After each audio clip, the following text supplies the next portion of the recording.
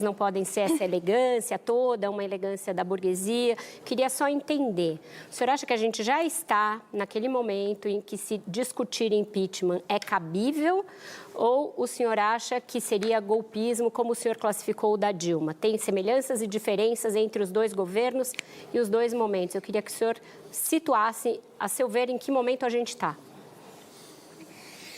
O impedimento, o impeachment, que chama-se em inglês, é um remédio jurídico-político que existe para não ser usado como um fusível no colapso do presidencialismo, que é uma institucionalidade anacrônica, só funciona nos Estados Unidos por peculiaridades intransplantáveis, mas que nós no Brasil insistimos, e infelizmente com o voto do povo, a manter esse anacronismo.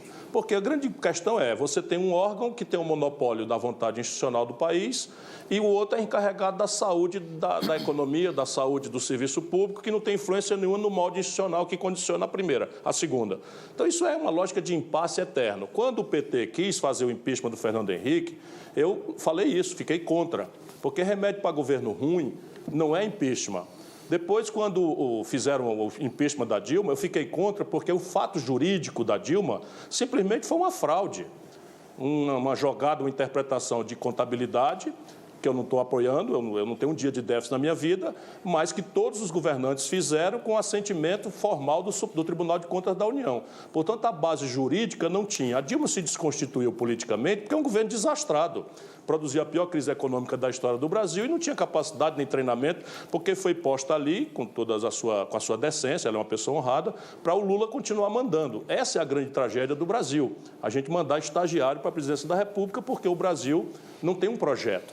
Nós vamos conversar sobre o coronavírus, eu espero que é mais importante. A OMS, a Organização Mundial de Saúde, recomenda 2,4 vagas de UTI para cada 10 mil habitantes. O Brasil, depois de 25 anos de PT, de PSDB, não tem uma para 10 mil habitantes.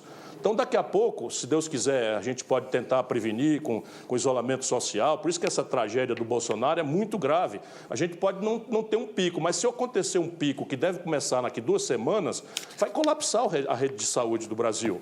Não é? E são coisas graves. Assim, a política de enfrentamento da violência botou 700 mil garotos de jovens, negros, pobres da periferia, fazendo de conta que estão enfrentando as drogas. Isso também foi na constância desse período dito progressista no Brasil, de Fernando Henrique e Lula. Então, por onde você quiser olhar, o Brasil desindustrializou-se como nenhum país do mundo. Nenhum país do mundo destruiu a sua indústria como o Brasil continua destruindo a sua indústria.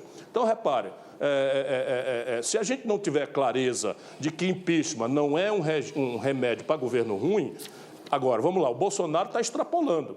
Você expor a saúde pública é crime de responsabilidade. Você atentar contra a federação é crime de responsabilidade. Você alienar o interesse nacional a potências estrangeiras. O Bolsonaro está costeando o alambrado. Mas hoje não me parece haver um ambiente político para fazer esse impedimento. Obrigada.